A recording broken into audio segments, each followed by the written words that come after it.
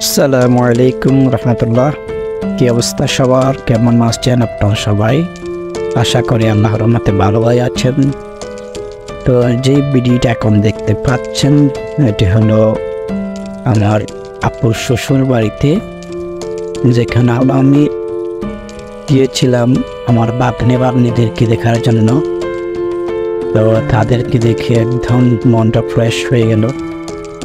আর সাথে নিয়ে গিয়েছিলাম এই যে দেখতে পাচ্ছেন আমগুলা, একদম গাছ পাকা আম, ফ্রেশ আম, যেগুলোতে কোনো ধরনের ফরমালিন বা কোনো খারাপ কিছু মিশানো নেই, গাছ পাকা আম।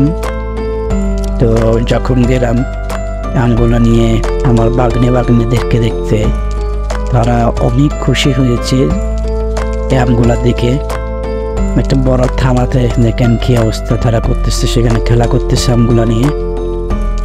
তো আমার বাগনিদের জন্য সবাই দোয়া করবেন, তারা যেন মানুষের মতো মানুষ হতে পারে, ভালো মানুষ হতে পারে, ভবিষ্যতে যেন দেশের সেবা করতে পারে, মা বাবার মুখ উজ্জ্বল করতে পারে, সমাজে যেন তাদের অবদান চিরস্মরণীয় হয়ে থাকে, সেই দোয়া সবাই করবেন।